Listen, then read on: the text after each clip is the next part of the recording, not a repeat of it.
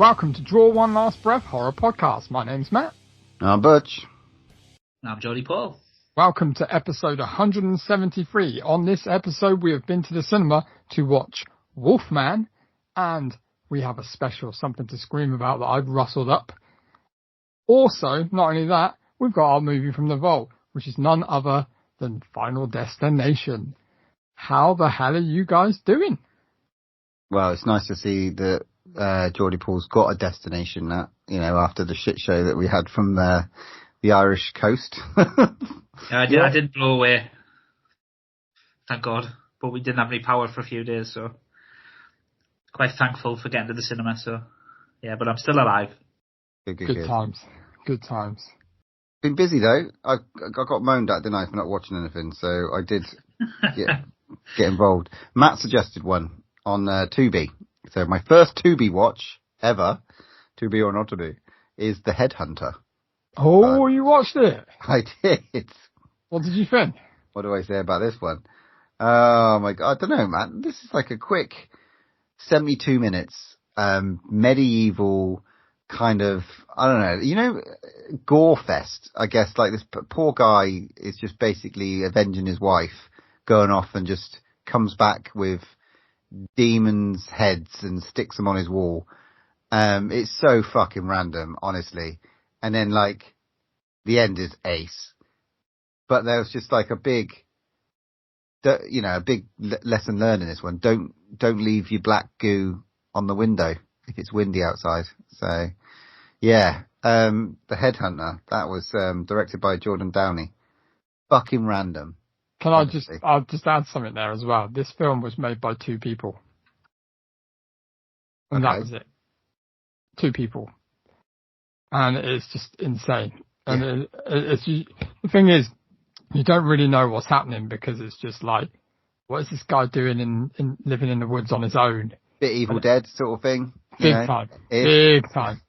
And then there's just, all you hear is this kind of big horn in the background, and then he's like, okay, gets his gear on and off he goes. And it's like, it's so clever though, isn't it? Because it's obviously low budget, but the way they use the effects and stuff in it is just like really, really clever and really well used. But I quite liked it. Yeah, Paul, seen that one, Mr. Geordie Paul. Never heard of it. Mate, you need to get on that Tubi and watch it. Watched Blink twice. Finally, with old Channing Tatum. Messed up. Fucking hell. Yeah, that went a bit fucking wrong, didn't it? But that was Christian Slater. We were talking about Christian Slater. Obviously, Christian Slater popped up in that. Yeah, odd one. And I'm Haley Joel Osment as well. I mean, it's a bit rapey, so that's all I've got to say. But there we go. It's a bit weird. I also caught on Disney Plus now. They've got Night Bitch. Remember that Amy Adams movie that we talked about last year, where she was basically thinking that she's going to be turned into a dog. So it's not the sort of body horror transformation thing that I was hoping for. It's more of a sort of like deep drama and quirky black comedy stroke sort of like very interesting way of dealing with sort of like not postnatal depression, but sort of like the after effects that having a child can have on a mother and stuff like that, and on a relationship.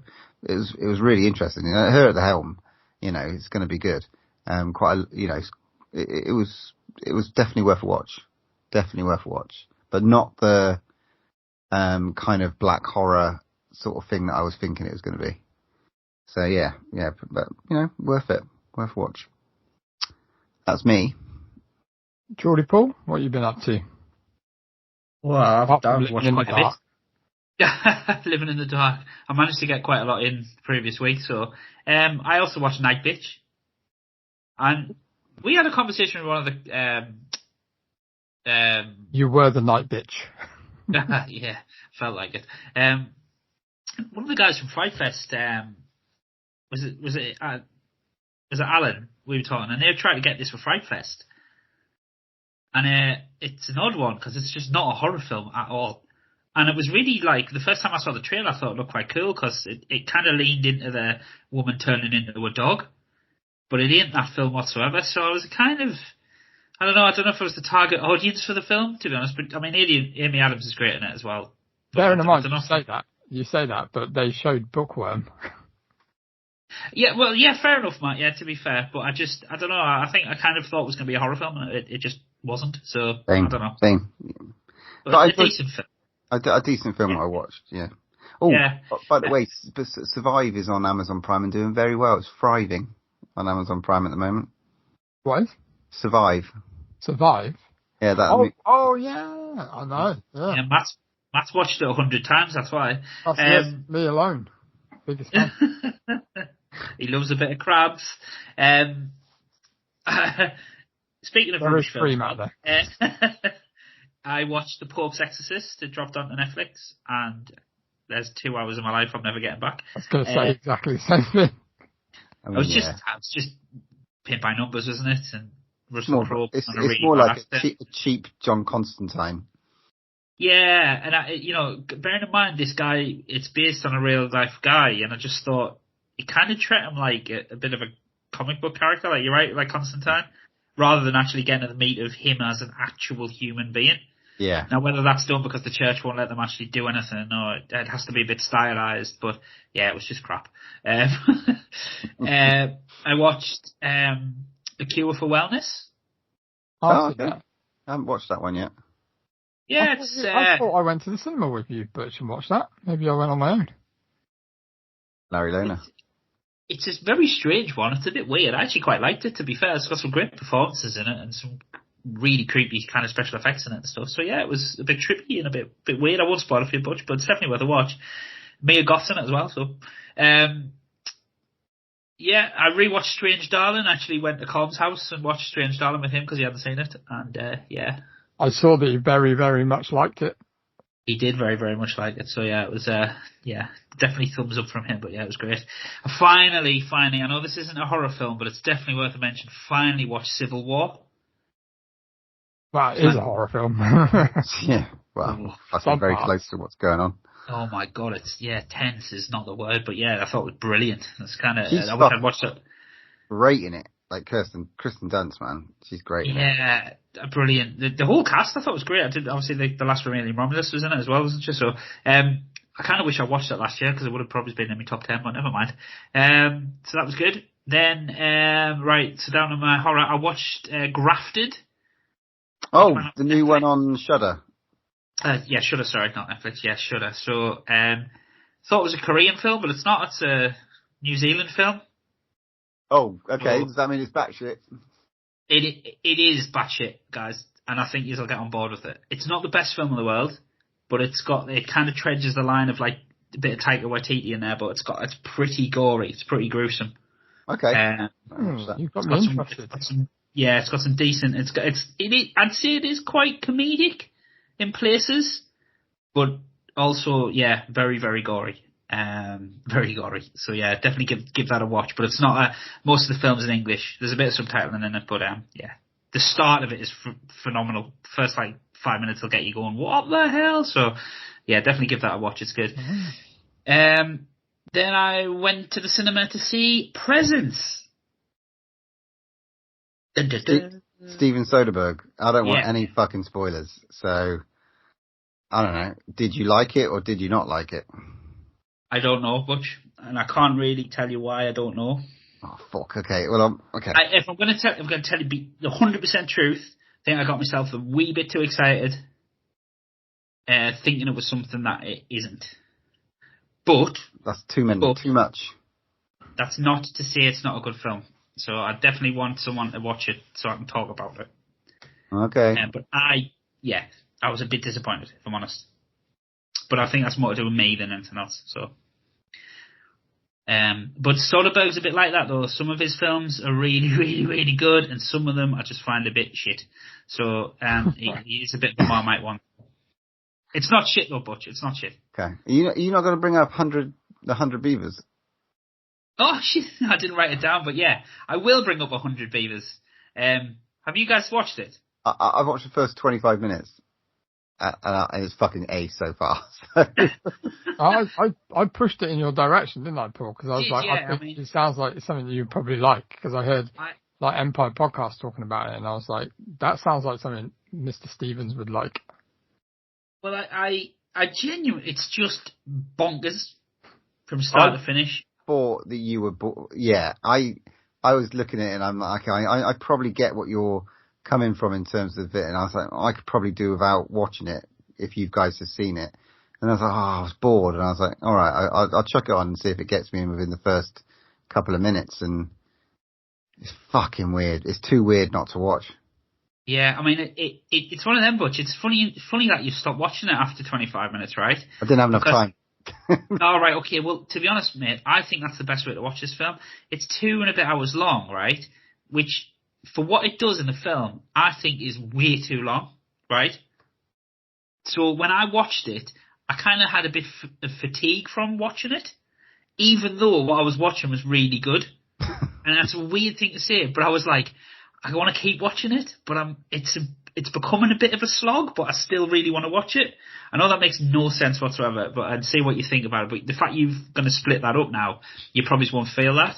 Okay. But because there's no like dialogue in it, and because it's just crackers, I thought it was just a bit too long. But fucking hell, what great filmmaking! And you'll see it gets quite clever as it goes on. It like layers it quite well. And it just gets insane. I mean, the last 15 minutes are just fucking bonkers, mate. So strap yourself in. But yeah, I watched that, so definitely worth a go. And apparently, it's gone on to Shudder, and everyone's talking about it. And there's dates in the UK and Ireland where they're going to be showing it with the filmmaker doing Q&As and stuff. So you might want to have a look at that and see. Because it'll definitely be worth a laugh to watch in the cinema, I think so. But yeah, that was me. I watched quite a lot. Well, I typed in Hundreds of Beavers, and some other films come up. So I ended up watching them instead. No, I didn't really. So I've been a busy boy for once in my life. I've been a busy boy. So I've watched quite a few films. Some of them have horror elements. Some of them are a bit sci-fi, but I'll just rattle through them as quick as possible because I've never seen True Romance before.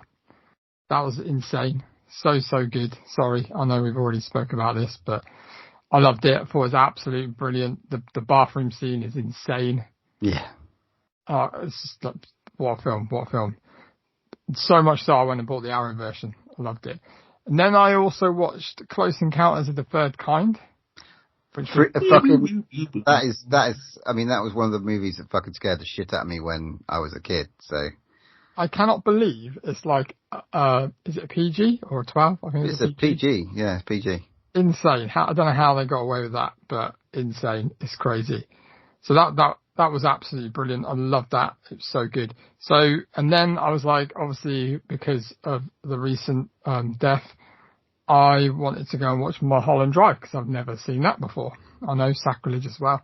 But I went and bought it and absolutely thought that was what a mind-bending film. Crazy. The dumpster bit, I've obviously seen that clip before, but that is harrowing. It's just like I can see why so many people put it in their kind of top, kind of like 10 scariest moments in film. And also, that's about it really with horror, really. I gotta be honest. Did watch the John Williams documentary on Disney Plus. That was very, very good. Hearing all the music from all the films and stuff. So that was cool. But yeah, that was me. All right, let's get on to some news. And I'm going to kick it off, you little fuckers, with some Terrifier news. Terrifier 4, he's writing it as his birthday, I think, the other day, the 29th. And as a little birthday present to everyone, all the fans, he's come out with a little bit of, the fact that he's well into writing it. So much so that he's revealed that you will definitely get to see the origin of Art the Clown. So and it is not 2 more movies, it is just this one. So we will finish with Terrifier 4. That's what's been said. Interesting. So because I remember like the fuss after Terrifier 3 was another 2, but now I think he's like, okay, I can do it in one. So we've got one more to come. He can make another 100 million, and then he can go off and do whatever the fucking hell he wants. Yeah, crazy stuff. Start his own production company or special effects company, whatever he wants to do. Amazing profit margin on those movies. He should just start his own bloody merch company with Art the Clown. He'd make a friggin' fortune. Yeah, he's doing alright, I reckon. Yeah, so that's all I've got. Any of you guys got anything? I have got something. So, the meta slasher sequel Mutilated 2 secures distribution from Cardinal XD. I would imagine it's probably in America. So Mutilated 2, a meta sequel to the 1984 cult classic slasher Mutilator, has been picked up worldwide distribution by Cardinal XD. The fully signed copy of our distribution agreement just arrived, Buddy Cooper said. So yeah, looks like he will begin deliveries. So it's going to come out. So that's quite interesting. Well done, Buddy. Glad to hear you got it distributed after trying so hard with it at Fright Fest, and he sold it really well with all the freebies and stuff. He's doing the rounds, so fair play to him. Nice. Fair enough.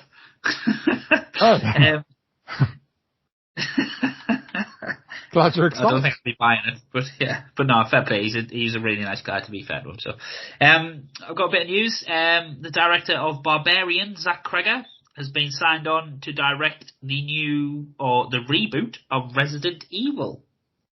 So apparently this is going to go back to the start, and it's going to pay homage to the video game. So I think you're going to get a more video game accurate Resident Evil film, Paul. So you'll be happy with that, are you? Nah, I like the first one. I was quite happy. I think they're all fucking good. I've watched them. There's like one that's not. One that's like proper ropey, but I quite like them. I like the first one. That's proper ropey. Oh my God. I'll take the one with the plane. I ain't getting no plane. Well, look, I mean, to be fair, like the guy, the director, I love Barbarian. I thought it was really, really good. So, hopefully. That fed Mila Jovovich for years. That's all I'm saying. Keep Mila Jovovich healthy. And Paul W.S. Anderson. Well, yeah, okay. Her husband. When you talk about nepotism, yeah? Matt, you got anything? Yeah, I've got one last bit. Is Netflix previews Fear Street Prom Queen with 5 new images streaming this summer. So it's going to be set in 1988. So it's going to be between the 94 and 78 versions. So it's got some new images come up that look pretty crazy. It looks like it's again going to be a full-on slasher, nodding to the 80s. So, and there's a really cool picture of it saying Shady Side High School Senior Prom 88. So hopefully it's going to be like nods to loads of like slashers and stuff like that, which would be cool. But I'm excited for that by the images. Looks a bit like Argento in places, but we can dream. Looking I've got forward a couple to that. of extra bits. Go on. So, remember The Wretched? I think you guys did. Yeah. For the podcast, yeah. There's a sequel coming, and it's starting to film this year. So I know you guys quite like that, didn't you? Yeah. So there's a sequel coming. So that starts filming later this year. So maybe 2026. And then Robert Eggers news. Love a bit of Robert Eggers. His next film is being announced, and it is called Werewolf. What? And it's called Werewolf, and it's spelled WERWULF. So it's like I think that's the German kind of pronunciation of it. Okay. And that's it's slated for 2026 Christmas. So obviously a Robert Eggers werewolf movie. Yeah. See, I think you've got that all wrong, mate. That's not the Robert Eggers news that I was going to talk about. Oh, well, I mean, I was going to follow that up with a bit more to ask you about, if you have heard. Then after that, is this what you're talking about? Probably, yeah. After that, he is set to direct The Labyrinth. Yeah. And a remake or reboot or whatever it is of Labyrinth. I don't think it's going to reboot. I think it might be another story. I think in that universe, would be insane. Personally, I'm going to say it here first. I think he will, and then he'll drop out. Yeah, just saying. I mean, I don't know what that film looks like, to be fair, but I'm all on board. As long as they use bits, I don't care. Yeah. Or Willem Dafoe's Hoggle. I mean, there's a dark. The thing about that movie is there's a darkness that they sort of brush upon. I mean, David Bowie's like character, you know. There's the sort of the what they call him, the Goblin King or David whatever it is. Bowie's crotch in one was I was about to say there's two parts. Who's going to play David Bowie's crotch? But yeah, I don't know. There's something wrong about him that doesn't get addressed. You know, that could do. Him luring Jennifer Connelly as a teenager. She loved it. Right. She went in there. She loved more about She loved his juggling balls stuff and all that. Sure. And then the last bit, guys, I've got, and it's kind of horror. It could be horror related in the future. But I was obviously following Neil Marshall on Instagram, and he's just announced like a partnership, or he's part of it. I don't know what, but they've announced plans to build a film studio in the northeast of England, in South Shields. So that apparently that's all been signed off and it's going to get done. So there'll be an actual proper work and film studio up there. So it's obviously designed about bringing a bit of focus to the beast. And so get some work for those Geordies. That's it. I mean, if you need bleak dystopian thrillers, you didn't have to do anything. There'll be no set design. You just plonk them in there. But it's obviously just with 28 years later coming out, and that's set in Lindisfarne on like Holy Island and stuff, and it's all up there. So it's quite cool, quite exciting as a native of the northeast of England. As long as there's a Greggs on the corner, it'll be alright. Oh, there'll definitely be a Greggs on the corner. It'll be like sponsored by Greggs, I think. So. Right. And Yugi Brown. And Anton Deck will be opening and cutting the ribbon. They'll be hung from the door. Alright then, come on, let's get on to our main review.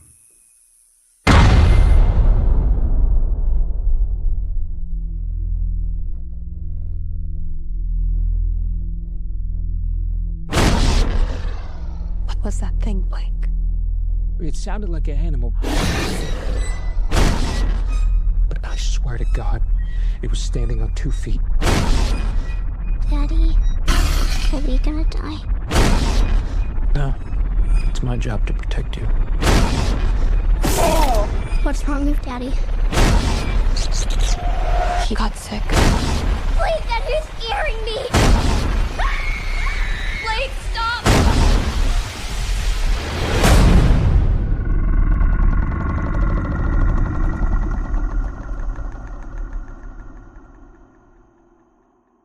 Daddy, is that you?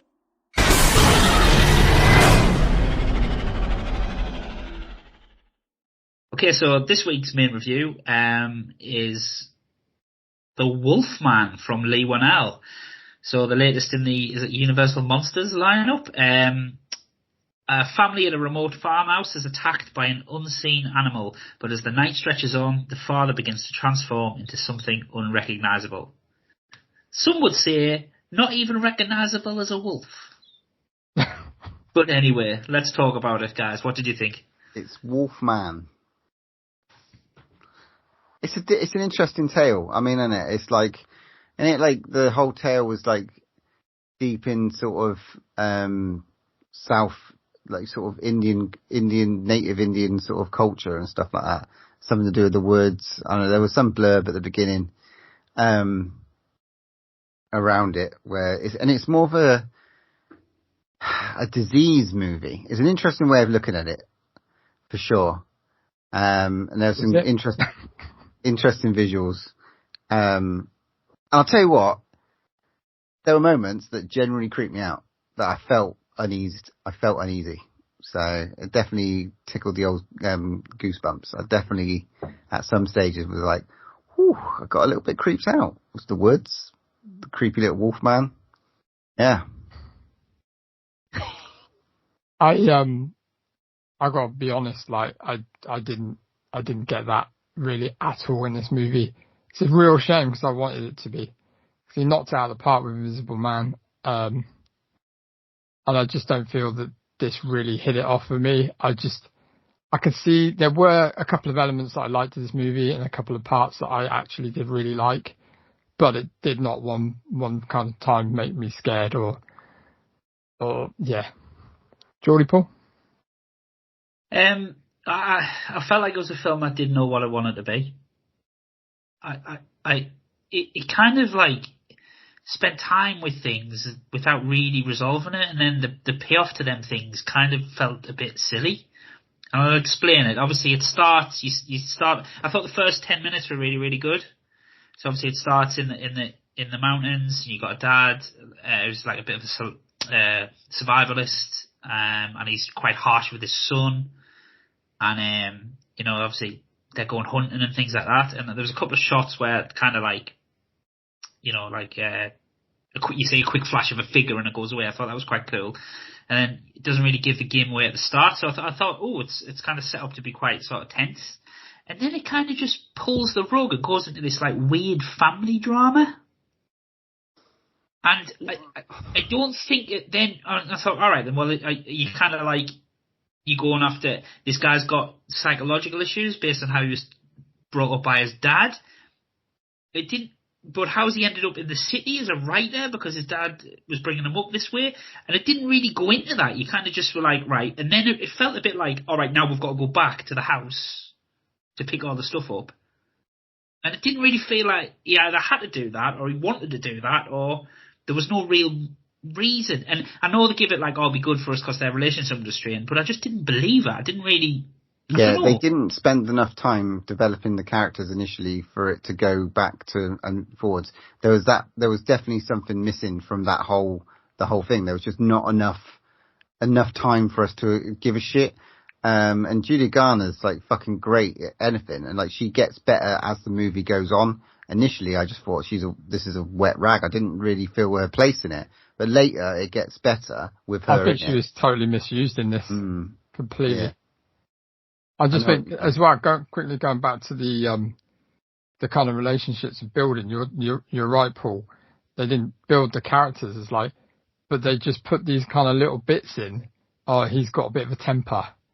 Just that sandwiched in there and some random little bits just to kind of, it felt like they just reshot a couple of things because, I mean, there was all the thing about, remember when they revealed the original werewolf at Universal Studios and everybody was like, what is that? And then they went, oh, and I think they went back to the drawing board with the... Yeah, because it's not a werewolf movie in any sense of, I would not badge this. What they revealed was meant to be part of the movie. I just didn't get that sort of element. I felt it was something completely different. Even what you said, Paul, I don't think it's good enough to just put a line of dialogue at the start of the film saying Native Indians call this disease the face of the wolf, and then go, aha, right now you're in a werewolf film. You're like, well, hang on a second. It's not really a werewolf film, but you've called it the Wolf Man. It's a universal horror film. You're kind of expecting a wolf, like regardless of transmission and how people get it, you're kind of expecting a bit of a wolf transformation. And I just thought it felt like a disease. It felt like Cabin Fever, or it felt like a disease film, and then didn't really give enough of werewolf. Really, even when it got down to it, what werewolf really did give away? I did really like kind of like the isolation feel of it. It did make me feel isolated, the way it was filmed and like all the close shots and stuff like that, and the way it was all kind of like in one place, like in this cabin in the woods kind of thing. I did feel like they did really well with making it feel claustrophobic and all the tight shots and the way it kind of like progressed, like the disease within him kind of progressed, and I thought that was interesting, and there were some really cool bits that we got to further on down the line, like the whole bit where he starts gnawing his own arm. That was pretty grim. I felt their vulnerability. And I felt their isolation. I felt their worry, but it took a while to get there. The sort of like his progression of the disease was slow, and we're used to, and I like that element. Like when you talk about Russell Tovey's transformation in Being Human, the transformation scene in American Werewolf. You know, that's. I love the way you put Being Human first. Mate, it's brutality. The whole brutality of this thing. It's like it takes over, and it's sort of like it sort of almost destroys you before bringing you into what it actually is. Whereas this one just sort of like it just progressively takes over your body and makes you have like elements of the wolf, or elements of a wolf, and takes away your humanity. And we're supposed to then just like, what, we supposed to feel sorry for him? I don't know. It's weird because like obviously they focused so much on like the things that he was experienced, like the really, really intense like hearing, only specific times though apparently. And then I really did like kind of like the way his vision was, and they as it progressed, he was losing himself, and I think they portrayed that really well with like the vision and him not trusting them, who they are, and what's going on with him, and there were bits that I thought were cool, but I just think, I don't know, I was waiting for kind of like a really cool transformation bit, not transformation into a full-on werewolf like Teen Wolf or some shit, but I was waiting for something to like some really good kind of special effects and there was partly, it kind of teased it a little bit, but then it just stopped. Yeah. And I was like expecting like the head to start moving and the limbs to start cracking. Like I thought it was going to go, there would be a point where it would get to that point, and I was waiting for it, and it didn't happen. And it's been done in other movies, yeah, okay. We've seen it before, and it's been done well. But you know, I was waiting for a bit of a payoff. I can see what they were scratching at, but I didn't enjoy the subtlety. But like, that's what I'm saying. But isn't it sad? When was American Werewolf in London out? 81. Yeah. Isn't it sad that nearly 50 years later, best part of 50 years later, right? We haven't had that. Careful. Is still the iconic werewolf transformation scene. Being Human with Russell Tovey. Let's not forget that one. That is still the iconic.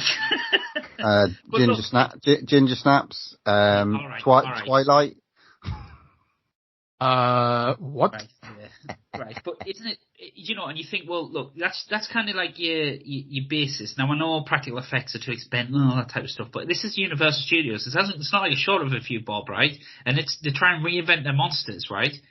And you're going, well, this is your chance to give some really like iconic thing. And I just thought it was just, like I said, it started and then it just stopped.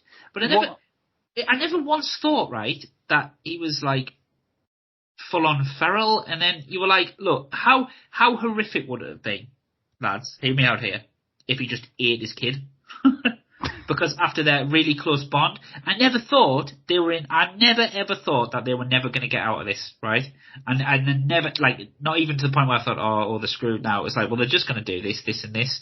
I mean, the fact that they jumped on a greenhouse made of fabric and expect to live, I just thought it was really like, I thought that was a bit comedic, to be honest. A bit daft as well, yeah. So even his old long lost neighbour that they find, like at the start, to give them a bit of like exposition about the area.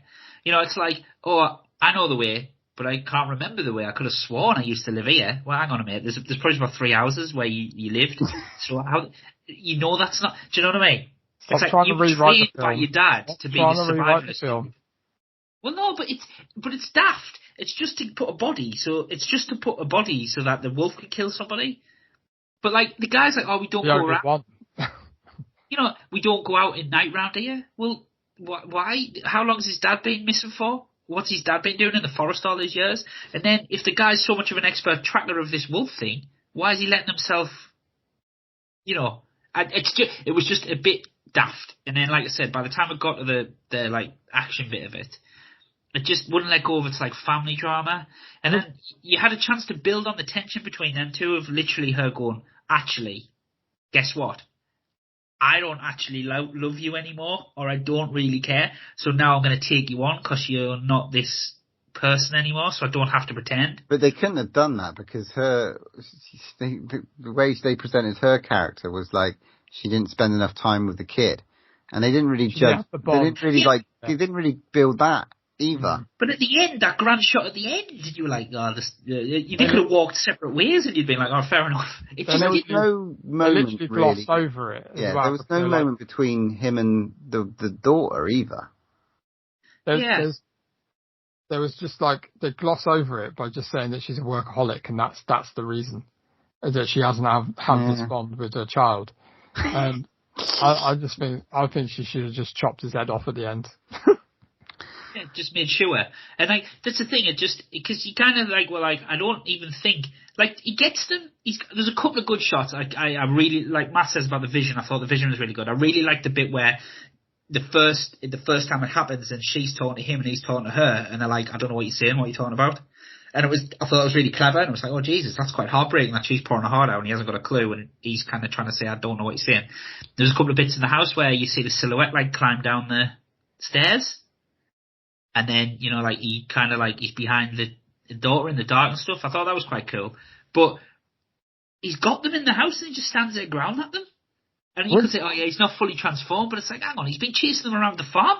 So if he's not fully transformed, he just chases them a bit, then he gets up to the point. And I don't know.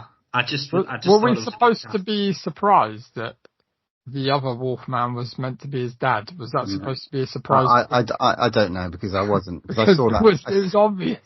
I mean, it was obvious. I would have rather it maybe been two Wolfmen or something. I would have was hoping for the other wolf to come back. Yeah. Because there obviously is more. Yeah. So that would have bred something, I think, and increased the tension, but they wouldn't have got away. I don't know. I didn't need him to survive.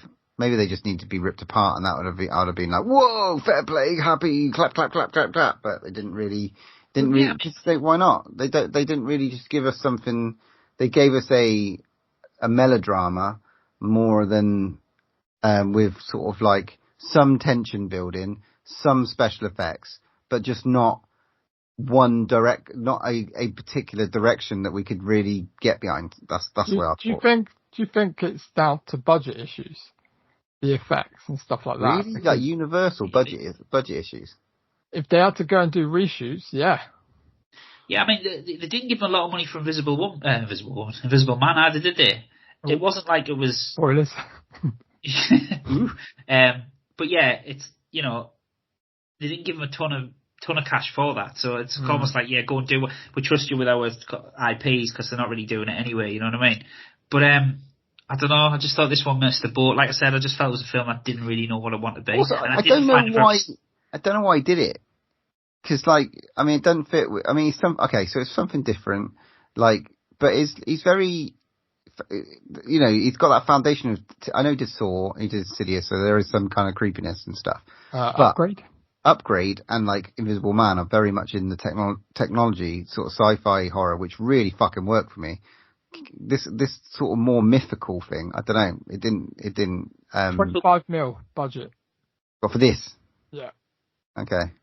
But maybe that's the thing though, lads. That maybe he's got this as a project and he's allowed to do some other projects. You know what I mean? Right. I don't know. I just thought it was a bit confused and it didn't really. I didn't feel that it had his stamp either. So the sort of like 60s or 50s Wolfman, it's called Wolfman, right? The Universal monster and stuff. Yeah. I need to maybe go back and watch that. And is he like, because the whole thing back then was like he was transform in the full moon, grow really hairy, and then he'd like torment teenagers who were snogging in the back of cars, right? That was sort of like the sort of drive-through movie Wolfman, really, wasn't it? So this, I don't know. We need to watch Company of Wolves at some point. Watch some more werewolf movies. Howling 2. We've done Howling, we've done American Werewolf in London. They're the only two we've touched upon, really. Teen Interesting. Wolf. Twilight. Nope, never. So there we go. Wolfman. Our thoughts. How do you rate this then? Geordie Paul? Okay, I'm going to give this a 4 out of 10, guys. Didn't like it. I didn't like it. I mean, it's bang average for me. I'll give it straight down the middle.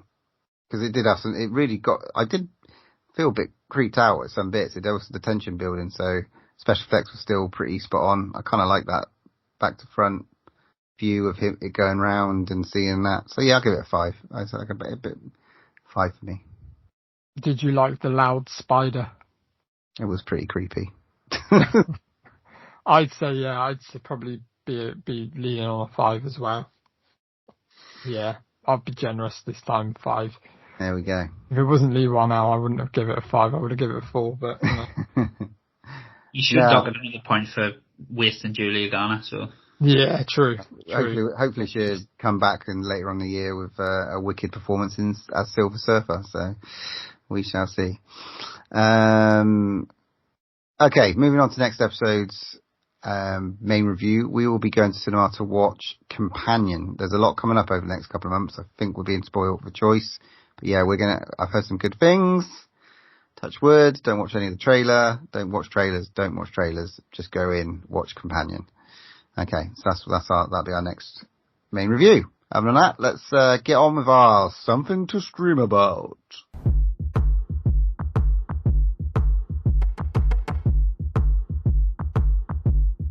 What do you want from me? Why don't you run from me? What are you wondering? What do you know? Why aren't you scared of me? Why do you care for me? When we all fall asleep, where do we go? Okay, so this is our first something to scream about, isn't it, of the year? Yeah. I do believe. So we're going to have a little quiz. So it's going to be Butcher versus Geordie, Paul versus Paul in Monster Money Quiz. Come on down! Money! Come on down. All right, so basically there is going to be 2 small rounds. I haven't made it massive, but there is 1 round. The first round is 5 questions, and the second round is 2 questions. So I will ask you a question about 2 horror movies and what they made at the box office. Now we're going to talk, because I couldn't be bothered to convert it, we're talking dollars here. Dollars. So I will basically give you the name of the 2 movies, and then you've got to tell me which one you think grossed highest out of the 2, and you will get a point. You both get to answer, to guess, and you get a point if you get it right, and then don't get a point if you don't get it right. Understood? Gotcha. Easy. Yeah. And I will reveal, obviously, which one was the biggest grossing horror movie out of the 2. So we're looking for the highest grossing ones out of the 2. Yes, correct. Well done. Okay. Are you ready? Yes. Ready! So first of all, I am going to put something in my hand. Bit of paper I'm going to screw up here and put it in one of my hands to pick who goes first. So, Geordie Paul, left or right? Left. I'm afraid you were wrong. So, Mr. Butcher, you will be going first. Guessing which one of these movies grossed the highest amount of money. Was it The Exorcist or Prometheus? Exorcist or Prometheus? What are we talking, like, at the time, or, like, growth? I don't know. Okay. We're just talking about highest grossing movies. Is it adjusted for inflation? Oh, I gotta go with Exorcist. Okay, Paul's going with Exorcist. Geordie Paul, who are you going with? Oh, I'm going to go Prometheus then. Let's keep it interesting. Oh. So, Prometheus was 403 million, and The Exorcist was 430 million.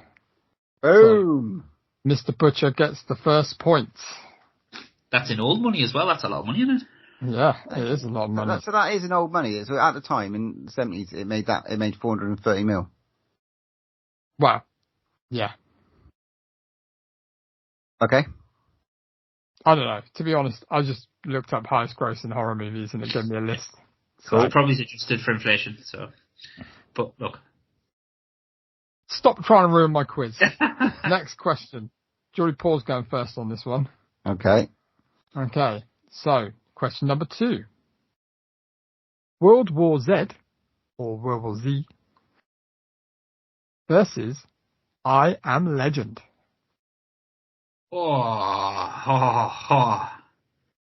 That's a tough. I'm going to go World War Z. Yep. Mr. Butch, what are you going to go? I want to go World War Z as well. Can I not? World War Z. Okay. So, I Am Legend grossed 585 mil. World War Z, 540 mil. So you're both wrong. Bollocks. No one gets a point. Question number 3.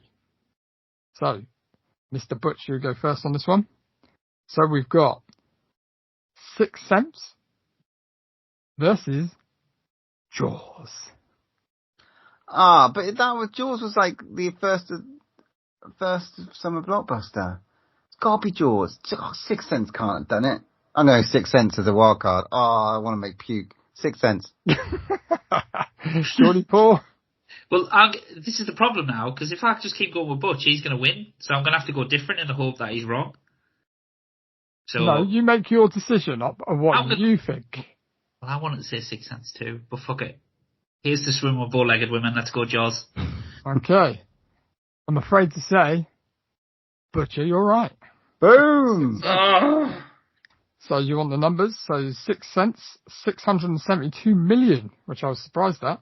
Jaws, 483 million. Okay. So number 4, Geordie Paul, you're picking out of these two first. And this is good because it is Alien Romulus versus The Nun. Oh, I know how much both of them did. Do you know? Well, for a bonus point, maybe you can guess before I tell the answer. Yeah, if you can't guess, you take all of his points away. I'm going to go The Nun. You're going to go The Nun. Okay. Alien Romulus. Alien Romulus. Okay, so The Nun took 366 million. Yeah, Alien Romulus had like 456 or something like that. And Alien Romulus did 350 million. Oh, for fuck's sake, so I lost. Yeah. Back in the game with a nun. Woo! Okay. Thank you, Jesus. So question number 5.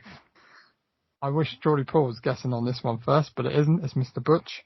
So we have Annabelle Creation versus Five Nights at Freddy's. I gotta say Five Nights at Freddy's. Okay, Five Nights at Freddy's. Mr. Geordie Paul? Well, I'll have to say Annabelle Creation because... You love it. I'll have to, because it's go big or go home. Geordie Paul, you are correct. Yeah! Fucking hell, like Five Nights at Bank, man. Annabelle Creation, 306 million, with Five Nights at Freddy's, 297 million. Fucking bullshit. I was surprised as well, mate. I was surprised. So, what, man, that Conjuring universe generates some dollars, doesn't it? Oh yeah, it gets bums on seats. So, at the end of the first round, we have Mr. Paul Butcher on 2, and Mr. Geordie Paul on 2. Neck and neck. So it's all for the last round. So it's tenser than the Wolfman. Here we go. So this round consists of 2 questions, and it's on posters. So again, it's the same kind of thing. So I've looked up the values of the most expensive horror movie posters ever sold. Right, yeah, Colm did something similar. That's why I nicked it from Colm. All right, thank you very much. Yeah, I can't come up with my own ideas. Sue you, Matt. He will sue you. You have to give him a mention, otherwise he will sue your ass. Oh no. Okay, hang on. So I'll talk to my lawyer, and I'm going to basically give Colm half of what I make. Okay, there you go. Just so we don't start suing me again. Yeah. So this one is posters round. So you've got to basically guess which one went for more money. Understood? Yeah, yes. To be honest though, he did it live on the podcast, so anything done on the podcast is copyright for us, so sorry, Tom. Don't start, okay, come on, stay focused. So, this one, Geordie Paul, I believe that you can answer first on the first question on this one. So, we have 1932, The Mummy, versus 1931, Frankenstein. Which one went for more money, or is more expensive? Again, we're talking dollars here. I'm gonna go The Mummy. Okay, you're gonna go The Mummy. I go Frankenstein, thinking that Frankenstein is the more popular of the two movies. That's my logic. I don't really know if that makes sense. Okay, so Frankenstein was 358,500. Bloody hell. The Mummy, 435,500. Yeah. Geordie Paul wins that one. So, to make it neck and neck. Mummies are rarer. To make it neck and neck, we're down to the last one. And I haven't got a bonus question, so I'll have to make one up. So, Mr. Paul Butcher, you're guessing on this one. So, we have King Kong, strictly not a horror movie, I know, 1933, versus Dracula, 1931. I'll stick by my Dracula. You're going to go Dracula. Mr. Geordie Paul. Now, right, do I just play it safe and guess Dracula anyway, because it doesn't matter if we're both wrong or both right, or do I just gamble, potentially lose, draw the quiz? I'm going to gamble. Fuck it. You're going to gamble? Because I want you to pull the question out your ass, so King Kong. Okay, so King Kong, 388, and Dracula, 525. Jesus freaking Christ. Nice. Drawskis. Bonus question. So, I've got a bonus question. And the person to get nearest, it's another poster one. So the person to get nearest to the value of this movie poster will win. Okay? So it's just going to be the highest grossing poster of all time. According to the Guinness World Records, the original German poster for Fritz Lang's Metropolis from 1927. So I would like you to try and guess. Would you like to do dollars or pounds? Dollar. Okay, so Mr. Paul Butcher, what are you going for? 1.6 million. Okay. I'm going to go 750,000. Okay. So, this was sold in London to a US collector for $690,000. Not that far away. No, yeah, Jesus Christ! I was thinking because Dracula was 500 odd. Yeah, okay. It's not that much. So, unfortunately for Mr. Butch, Mr. Geordie Paul has won by 1 point. That kind of makes me happy though, because if a poster had gone for 1.6 million, I mean, Metropolis is a pretty cool looking poster, but still, 1 point. I mean, never let Butch go to an auction for you. Yeah. 6 million.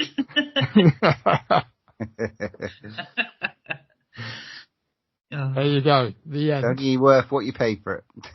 That's it. Nice one. Cheers, Matt. No worries. For a round of monster fun. Okay, well, let's go on to our move from the vault. I got this feeling. It's a weird feeling. The cabin starts to shake, right? And the left side blows up, and then the whole plane just explodes. The plane's gonna explode! It's not a joke! It's not a joke! We get thrown off the plane all because Brownie has a bad dream? I saw it. The plane! It's gonna blow up! It's gonna blow up! All 287 passengers are feared dead. Because of you, I'm still alive.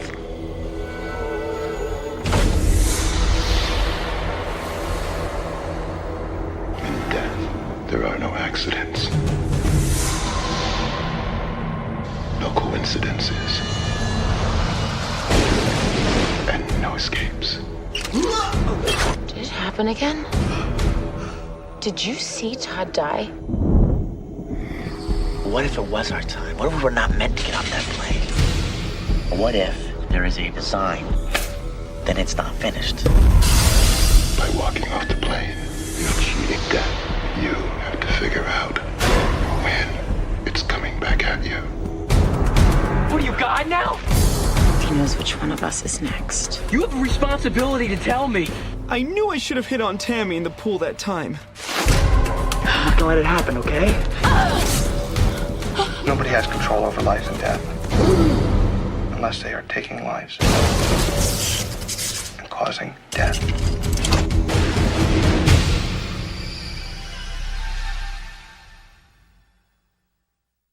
Now, can you promise me that no one else is going to die? Get out!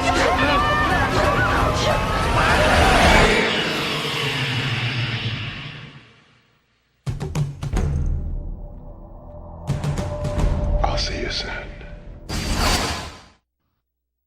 This episode's movie from the vault I picked, and it's from 2000, the year 2000. Final Destination. After getting a premonition about a plane crash on his school trip, Alex, a student, saves a few of his classmates. However, the situation gets complicated when death starts chasing them. Final Destination. Right, I want to ask you guys a question. When did you first see this movie? When it came out, like at the cinema. Same. Geordie Paul? I wasn't old. Oh, was I old enough? Was it 15? 1999. 2000, was it? It was indeed a 15. I believe I watched this. My older brother got it out from Blockbuster back in the day on rented. The old Blockbuster. Yeah, I'm pretty sure that's when I watched it. I definitely watched it on VHS. So it'll be when Blockbuster. But I was in and around, so yeah, 15, 16 when that came out. And I couldn't get into 15s when I was 15 because I didn't have any ID, and I looked about 12. So it's a true story. On my 15th birthday, I went to try and get into the Mel Gibson film Ransom, and I got turned away. And I was Nobody gets turned away at the cinema. That's hilarious. I got turned away when they brought in the new 12 rating for Gremlins: The New Batch, and they turned me away. So me and my friend had to go and watch Master of the Universe again. Gutted. Yeah, so I you know, story. but yeah, so I watched it. I think I watched it with my older brother. Nice. Yeah, I went to cinema to watch this one. Yeah, because I remember watching this and then the second one. Both the first two were definitely cinema watches. Because that second one, this one's tense. The first one's good and it's a great concept and it's a great idea for to franchise it. It's such a cool way to do. But like the second one for me, the start is much, much worse than the starts of this one. We're not talking about the second one, but we're talking about the first one. Starring Ali Larter, Devon Sawyer, Kerr Smith, Tony Todd is in it. Sean William Scott is in it. Peter Piper picked a peck of pears in it. It's a good fucking start to a movie. There is such a cool sense of doom from the most innocuous things. Like I just watched when I was watching this again. Just suddenly the clicky things that they're supposed, they cause tension. The sort of like movement of just like a suitcase, I suppose they're all to do with, I know he's nervous and stuff about flying, but it's just the way they make any sort of everyday sort of thing, and just with a sort of bit of music, adding that extra tension is quite amusing to watch. But yeah. What do you guys think? It's very of its time, isn't it? It kind of it's that 90s kind of, it reminds me of like a lot of the stuff going on around that time, like things like The Faculty and stuff like that, like kind of teen horror.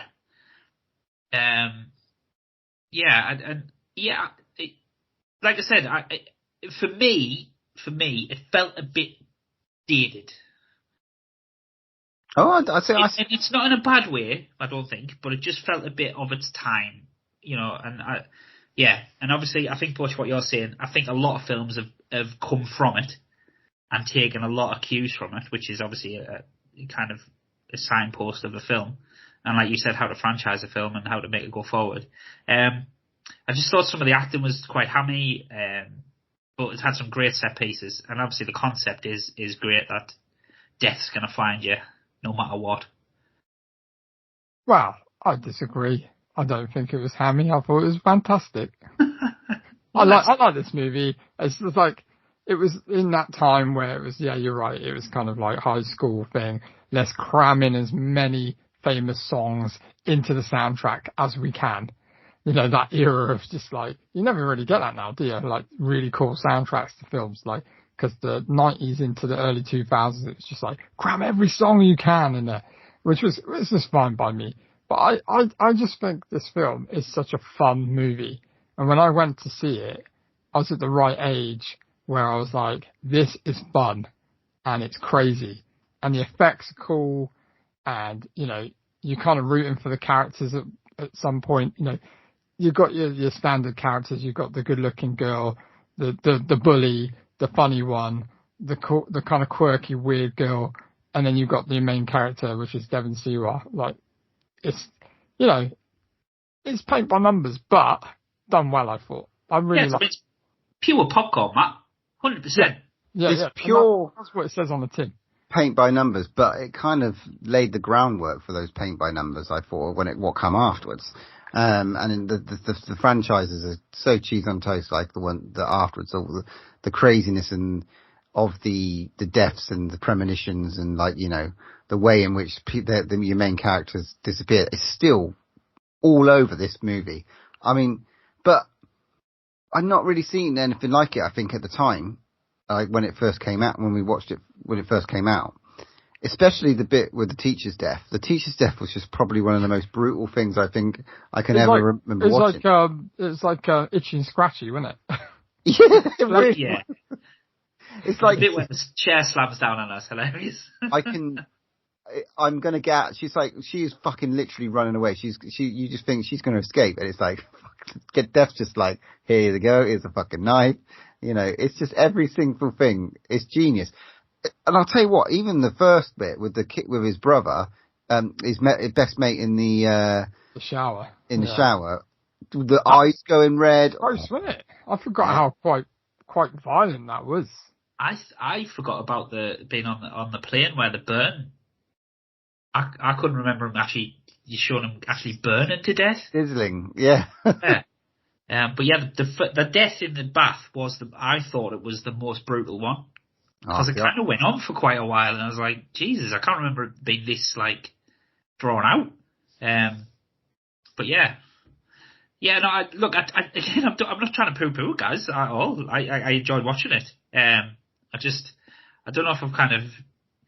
I think if I was 15 again, I'd appreciate it more. But the bus bit, man, even when she gets, like, that's just, like, that was a... Genuinely. Cinema, I shit myself. I rember. Yeah, I it was a shit your pants moment. That fucking bus. And but I saw it again and beat your back. That and the Sean William Scott, like, the bit of metal. I thought that was fucking fantastic as well. God, you saw that coming a mile off, didn't you? I thought it's very, very well written. I think because it's like there's a lot of kind of like explanation about obviously why this thing is happening and how they piece it together, like, with this is happening because of this, we've got a reason because of this, we've got to have somebody to pin all these murders on, which happens to be him. It's very clever how they wrote it. And then when you think about the lore behind what this thing is, I mean, let's be honest, like, can you imagine them marketing this film or trying to sell this film to the studio? It's like, oh yeah, we're going to do a film. There's not actually a killer. There's nothing there. It's like, and we've seen films like this before afterwards that are nowhere near as good as this, where there's a killer and it's nothing. One of Paul Bush's favourite movies. Can you name it? I don't know what you're talking about. The best Mark Wahlberg movie you've seen. It's a fucking great movie. But it's like, you got to give it to it. It's like there's no central killer. And you've never seen lightning roar like it in your life. No, and there's some great little, but it gets sort of cheesier, and I think that's what the sort of sequels play on, because the start of it is kind of, I don't know, it is kind of harrowing a little bit. It's like, whoa, what the fuck is going on? And then when they start learning about the law, and after the Tony Todd meet, legend, and it's like, it does get a little bit cheese on toast. It is like, you're gonna die, you're next, who's next, sort of thing. And I do think they sort of take that level of the story and then emphasize, and that gets emphasized throughout the sort of rest of the franchise and stuff like that. Like Saw, isn't it? They kind of like every sequel they try and like bigger themselves. Yeah. Off that central concept, and sometimes it works, sometimes it doesn't. But yeah, man, they had a host of like big like stars of that time as well, and people who would go on and do like, I mean, like the guy's brother who doesn't actually make it off the plane, he was in that. Do you remember that TV show Roswell? Yeah. There's a lot of TV show actors in this, wasn't there? Yeah. Obviously, Sean William Scott went on to do American Pie, and then you had like Dawson's Creek guy was in there. Is that the Dawson's Creek guy? Was that the John Bully guy? Yeah, I thought so. Yeah. I remember that. Yeah. Didn't really do fucking nothing else. I don't really. Most angriest guy in the world. Yeah. But then Ali Larter, who Resident Evil. That whole scene where the car stops on the train tracks, it still made me feel uneasy, because it's like, you're like, he's definitely not going to get out of there, because, like, his seatbelt's going to be stuck. And I just think it's really clever. It just kind of pulls the rug. You're like, he's definitely gone. Definitely gone. I just thought it's really clever. Yeah, I quite like the end as well. I mean, I'm skipping there. I remember watching the end the first time I watched it, going, Jesus Christ. Like, I thought it was quite a clever way to end the film. Because you never actually quite see what happens. Even though you kind of know what happens, but yeah, because you obviously expect him to just keep getting away with it, like. What did you think about, like, watching it back and seeing because I know, like, the bit with the receding water, that gave it a sort of face, and the bits, the kind of lightning. Yeah, there's a couple of shadows and stuff, wasn't there? And like Grim Reaper. Gust of wind. Like I said, I think it was a bit of its time. But films have built on top of it. Essentially, it's left like a legacy, which is obviously a testament to it. But yeah, I'd rather not seeing shadows and roars and stuff. Just, you kind of accept that you can't really control it, but doesn't have to give it a, ooh, hello, it's death, I'm here. Yeah, I know, right? Creeping in the shadows. But it's good, man. I think this is good. And it's kicked off, I think there's 5, maybe 6 movies in total. I think it's 5, isn't it? 5? There's one called 6 coming out, isn't there? They called one, I think 4 was called The Final Destination, and it's just a pile of absolute dog shit. But the like I said, 2 and 3 with the roller coaster, I think is just fucking, was it 5 with the roller coaster? I don't know, but yeah, fucking. They're all on Netflix as well. Yeah. They're good, man. They're good fucking concept. Just like, and it is unique. That opening sequence, the opening premonition of sort of seeing something, that way they used that as a blueprint for the rest of them was fucking clever, man. Really did set that. They should never want to drive behind a truck full of trees. No. Everybody says that, don't they? Whenever they see you, and they're like, "Get out of the way! Get out of the way! I'm not driving behind it." There's a meme going around for that, isn't there? It's like rational fear number 1 or something. Yeah. What have you got from the line of Matt's facts for this? Yeah, I've got some little Matt's facts for you. Yeah, there we go. So, the story was originally going to be the concept for an episode of The X-Files in 1993, which was inspired by Soul Survivor 1984. In this movie, a woman who was the sole survivor of a plane crash starts to be haunted by dead people that death uses temporarily as vessels trying to kill her to correct its plan and killing everyone who's suspect about it. Much of the news footage shown is actual footage from the July 1996 explosion and crash of the TWA Flight 800 off East Maurice, Long Island, New York. I thought that was a bit dark. The numerous appearances of 180 in the film refer to the film's original title, Flight 180. New Line decided to rename the film to Final Destination through fear of confusion of other films like Air Force One and Con Air for some reason. I thought that was crazy. The original casting choices for Alex and Claire were Tobey Maguire and Kirsten Dunst. Both actors would later star in Sam Raimi's Spider-Man trilogy. Okay, and in the scene where the knife impales Miss Luton, actress Kirsten Cloak, she was put under a fake wooden floor with a silicone body on top, and this was so the knife could impale the character without injuring the actor. So the body count is actually 5, but including the 287 passengers of Flight 180. Jesus. There you go. There you go. Flying Destination. How would you give this? Would you give this a number? Yeah, definitely. For me, I remember enjoying it at the cinema and thinking that was a cool film and coming out, being thoroughly entertained. And also on a real rewatch, it was kind of cool to kind of watch it from when I was a lot younger, the teenager, to now. So it's kind of looking back at it, it's kind of nice little warm place in my heart. I thoroughly enjoyed it, and I can see kids picking them up now and watching it, especially with the new one coming out. But I would say for me, it's probably, I'd say an 8. Yeah, I want to say 8, and to add to that, like, you know, stepdaughter Isabel watched it before I watched this, and she's thoroughly in you know, got a lot from it. So it's definitely got legs for this generation as well. So yeah, 8 out of 10 for me. Well, I'm going to go 7, guys. Didn't enjoy it as much as you two the first time around, I don't think. So yeah, 7 out of 10. But still, I enjoyed watching it, guys. It's kind of take your brain out and leave it at the door and just, yeah. But, you know, sometimes that's great to have. So 7 out of 10. Nice. Right. Next movie is my pick, but we did ask for some listener involvement, which I think we've got, haven't we, Matt? So we've been contacted through email by one of our listeners, Andrew Eli. Hello out there. Thanks for getting in contact. And he's been in contact. He's actually said that he watched Sisters based on a recommendation. And he said it was great. And now I'm recommending it to many others, which is really cool because that film was absolutely brilliant. So that's good to hear. And right at the end of his email, which was a really nice email, he's seen a lot of movies lately. Some he's liked, some he hasn't, but I won't name what they are.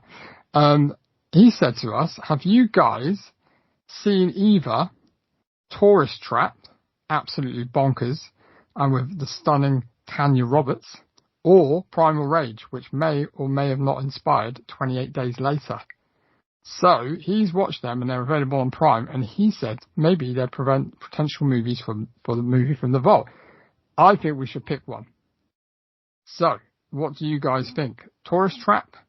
So Tourist Trap is what, from the 70s? Yep. 79. 79. Primal Rage is 80s. I haven't seen either. So, I mean, I think Tourist Trap is probably up Paul Street. I think we go Tourist Trap because I've not seen it. Neither has Jory Paul, right? No, I've not seen it, no. And it's actually on my list of films that I was going to pick. Oh, brilliant. I don't know, though. Look at the fucking poster for Primal Rage. Yeah, I know. It does look cool. I might watch both. Great picks. I might watch both for the fuck of it. Definitely want to pick Tourist Trap. We're doing Tourist Trap. Thank you, right, Andrew. That's awesome to hear from you. I hope you're doing well. Thank you so much for listening. And we're definitely doing Tourist Trap. Sweet. There you go then. Yeah. Episode 173 done. Thanks very much for listening. Like Andrew, if you want to get in touch, send us a lovely email. And then maybe we can someone else can sacrifice their pick next time. I'll be back next episode to tell you what I wanted to pick for the lads. But we will be watching, recommended by Andrew, Tourist Trap from 1979, as well as our main review, which will be the exciting Companion. And there's only one more thing to say. When there's no more room in hell, here's another podcast. I am the devil, and I am here to do the devil's work. You can follow us on Twitter @DrawOneLast, Instagram @DrawOneLastBreath, or pop us an email at drawnelastbreathpod@hotmail.com.